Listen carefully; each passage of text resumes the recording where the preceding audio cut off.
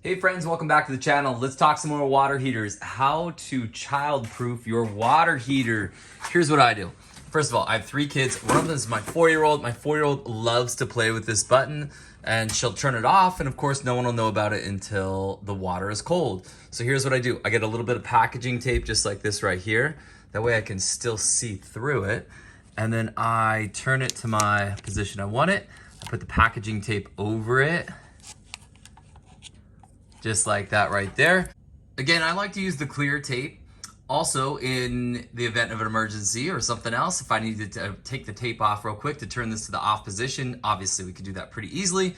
And also don't forget that you could also just turn off the gas. So by going from parallel to perpendicular right here with the gas, I'm not gonna do it because I don't wanna turn off my pilot, but you could just do that and that would effectively turn off the gas to the water heater. So that's what I do right there, a little bit of packaging tape, and my 4-year-old has not figured it out yet. I hope this video helped you out. Hey, did you know that I have about 12 different videos on water heaters on this channel? So do me a favor, if this helped you out today, subscribe to the channel, give this video a thumbs up. You can check out my playlist under water heaters, and you can learn how to maintain your water heater, how to clean the filter grate if it has one. It's also called a flame resistor. Not all of them have them that are accessible, but a lot of them do. So if your water heater keeps going out, you light the pilot and it stays on for a day and then it goes out, check out my video. You might need to clean the air intake filter. All right, friends, we'll see you next time.